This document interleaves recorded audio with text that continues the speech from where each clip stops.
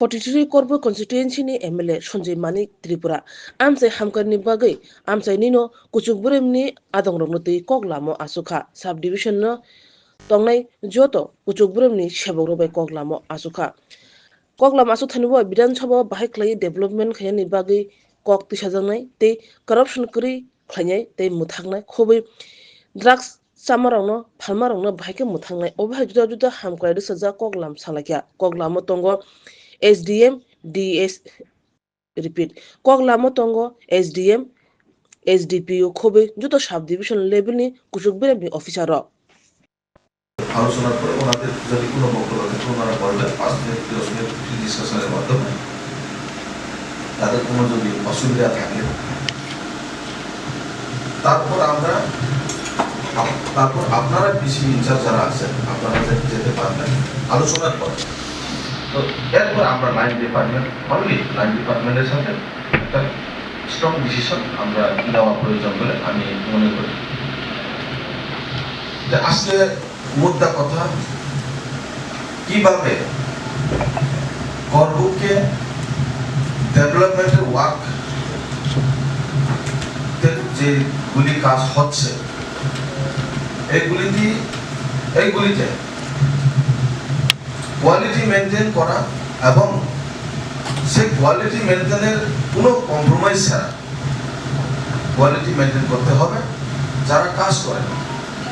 দ্বিতীয়ত হচ্ছে এখানে টোটালি আমি চাই করবুকের যে কাজের বেলা যে কোনো ইয়াতে করাপশন ফ্রি করবুক আমার একটা আবেদন করাপশন ফ্রি যতক্ষণ পর্যন্ত এই জায়গাতে আমরা বসে না যেতে পারি তাহলে আমরা সব জায়গাতে ঘাটতি হয়ে থাকবে। এর জন্য আপনাদের কাছে আমার আবেদন করবুককে কিভাবে করাপশন ফ্রি দুর্নীতি মুক্ত করব এটার একটা মুদ্রা বিষয় আজকের এই আলোচনাতেই আমি শুরু করব। প্রথমত হলো বিসি চেয়ারম্যান আর বিসি ইনচার্জ।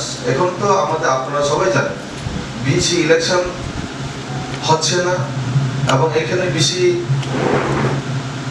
যেহেতু ইলেকশন হচ্ছে না ইলেক্টেড নেই বলেই তো এখানে টোটালি আপনাদের যারা পঞ্চায়েত সেক্রেটারি জিআরএস এবং যারা বিসিতে কাজ করেন আর পিএম আপনারাই অল ইন অল আপনারাই চেয়ারম্যান আপনারাই মেম্বার আপনারাই সবকিছু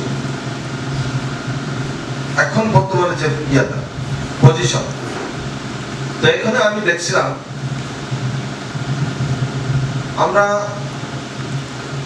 আমি অনেকটা জায়গাতে যখন ভিজিট করি আমার কাছে কমপ্লেন করেন যে স্যার আমার গড় নেই কিন্তু আমাকে যে জায়গাতে এখানে সার্ভে হওয়ার কথা কিন্তু আমার জায়গাতে এসে সার্ভে করে না। আমি বলছি কে করে না? বলছে পঞ্চায়েত সেক্রেটারিকে কেউ মিসলিড করে মিসগাইড করে। পঞ্চায়েত সেক্রেটারি দোষ নাও থাকতে পারে কিন্তু অনেকেই মিসগাইড করে যে রামবাবুর বাড়িতে তার ভাঙ্গা ঘর সে জীবনে কোনো একবারও পায়নি কিন্তু তারপরেও তার রামবাবুর বাড়ির পাশে যখন আসে তখন মোবাইলের ব্যাটারি থাকে না একটা অজুহাত থাকে বলে অনেক সময় বলে আমরা দূরের থেকে আইসি তখন এই জায়গাতে আর সার্ভে এখান পর্যন্ত করবো আর নেক্সট ডে যখন করা হয় তখন রামবাবুকে শ্যামবাবুকে বাদ দিয়ে বাকি যারা আছে তাদের কাছে তাদেরকে সার্ভে করা হয়। এই যে বিষয়টা নিয়ে যেটা আমার কাছে অভিযোগ আসছিল সেটা যেন না হয় আমার বিনম্র আবেদন বর্তমান রাজ্য সরকার আমাদেরকে যে পিএমজেএসওয়াই যে ঘর এখন যে বিগত দিনে যেটা সার্ভে হচ্ছিল সেটা তো কোনো কোথা নেই বোধহয় বিডিও সাহেব কোনো কোথা ছিল না ইয়েস নাকি কোথা সিস্টেম আগে তো কোথা ছিল 1000 2000 5000 এখন যেটা হচ্ছিল সেটা তো কোথা থাকার কথা না। আমি যেটা আগে যে প্রথম যেটা ছিল এমএওয়াইজি এতে ওটার মধ্যে যারা ল্যাপটপ ছিল ওটার জন্যই মানে 2.0টা স্টার্ট হয়েছিল না কোটা সিস্টেম তো না কোটা সিস্টেম কোটা সিস্টেম না তো আমি এখানে কারোর পকেট থেকে তো আমরা দিতে হয় না। আপনারা সবাই আমার ছোট ভাই বড় ভাইয়ের সমান, আমি আপনাদেরকে রেসপেক্ট করি, 100% আমি রেসপেক্ট করি। কিন্তু আমি যখন সাসপেক্ট করি তখন কিন্তু আমি স্পটে গিয়ে আমি ভিজিট করব। রেসপেক্ট আলাদা, কিন্তু সাসপেক্ট যখন হয় তখন আপনারাও একটু কাইন্ডলি এটার মধ্যে আমি বারবার এই কথা বলছিলাম শুনতে, কারোর পকেট থেকে দেওয়া হয় না। টাকাটা সরকার দিতেছে, বর্তমান সরকার দিতেছে। তো এইখানে আমরা কনজুসি করা, যে আমরা স্বজন পোষণ করা, পার্সিয়ালিটি করা, এখানে আমার মনে হয় এটা না করলেই ভালো। এটা দুর্ভাগ্য বিষয়, আজকে এই বিষয়টা নিয়ে আমার আলোচনা করতে হয়। বরং আপনারা সহযোগিতার, যখন আমি অনেক সময় আমি গর্ববোধ করতাম যে আমাদের বেশি যারা ইনচার্জ আছে তারা নিশ্চয়ই পাবলিক জনগণ, যারা একদম নিডি পরিবার, ডাউন সোলের পিপল, যারা একদম গরিব, তাদেরকে নিশ্চয়ই তারা ইয়া করবেন, সহযোগিতা করবেন।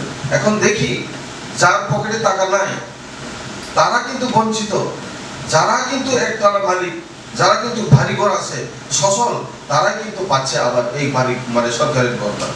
আমি সরকারের ঘর বলতে আমি আমি তো এটা বুঝছি না, এই যে ভালো করে আমি উচ্চারণ করতে পারি না, যার কারণে আমি বলছি সরকারের ঘর, সোজা বাংলায়। সরকারের ঘরের জন্য আপনারা কাইন্ডলি একটু দ্বিতীয়বার একটু আপনারা দেখবেন, কেননা এখানে অনেকটা রিপোর্ট আমার কাছে আছে।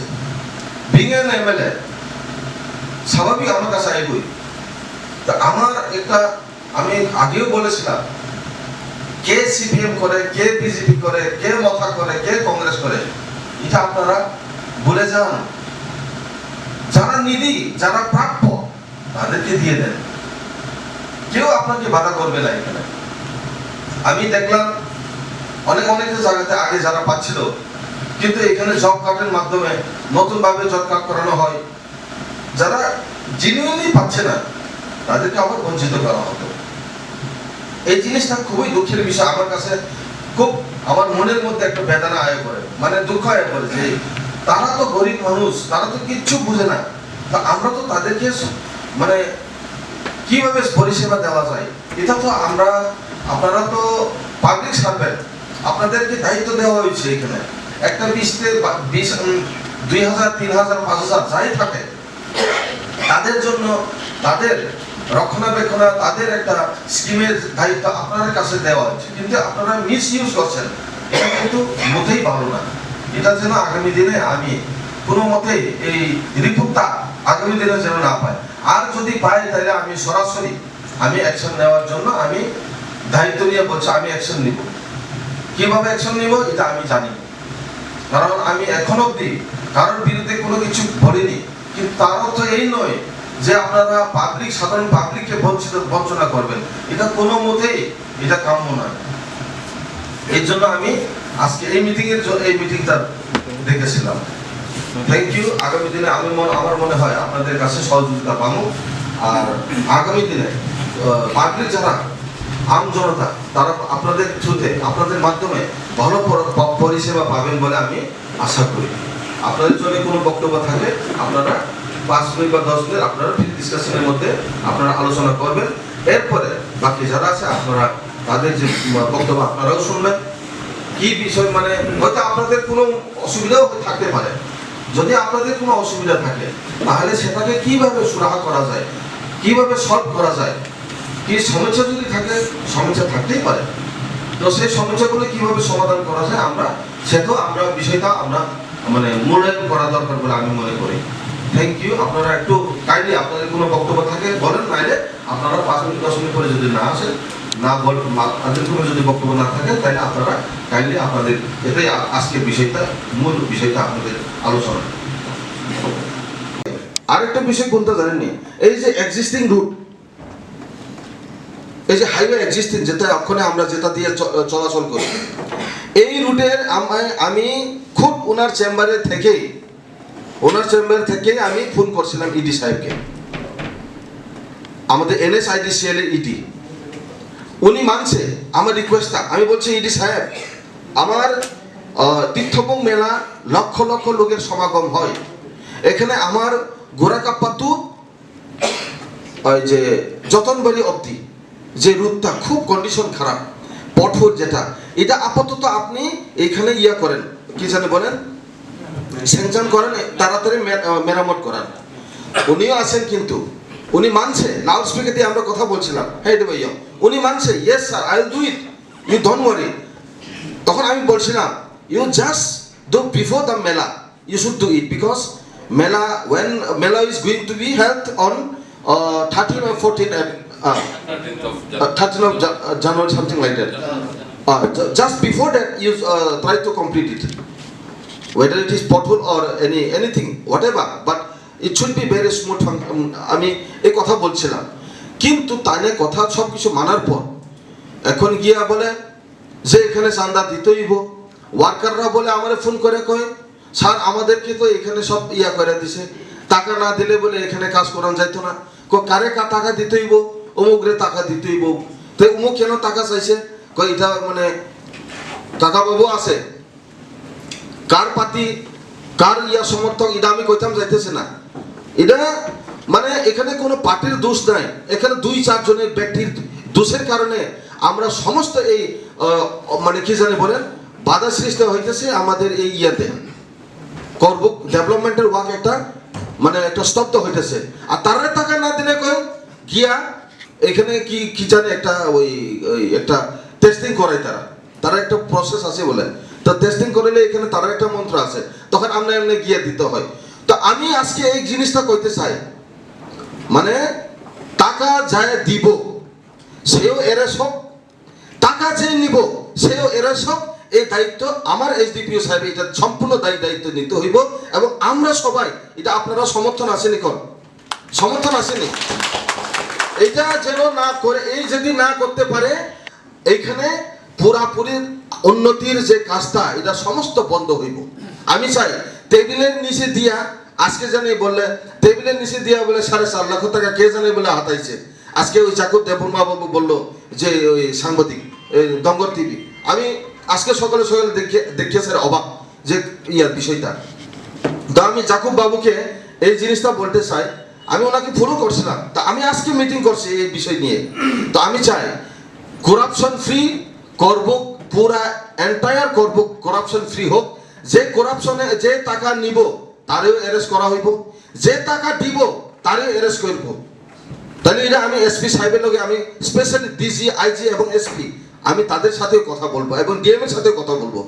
কারণ এই জিনিসটা কোনো মতেই আপনারা টাকা নিবেন, এখন বিষয়টা কোনটা জানেননি, আমার মনের থেকে যেটা বলছি, এখানে কাজের টাকা হইলো 1000 টাকা, এখানে তারা দিতে হইলো 500 টাকা। তাহলে 500 টাকার কাজ দিয়ে কি সে করতে পারবো কন্ট্রাক্টর বা যেই করে এজেন্সি বা যেই করে যে আয়ু করেন, তখন এই জায়গাতে সিস্টেমে একটা মানে সমস্যা হয়ে যায়। কারণ কি এক্সিকিউটিভ ইঞ্জিনিয়ার আমাদের যে মামার ওই যে মামা গেছে গা, ওনার জামাই আমার ফোন করছে, কই এখানে পেশাইয়া, তার নাম বলে পেশাইয়া, আরেকটা বলে কিতা জানি নাম। তো তারা দুইজনে বলে ওই ইয়াতে, আমার এখানে বিধানসভা না ওই অন্য বিধানসভাতে, তারা বলে চান্দাবাজি করতেছে।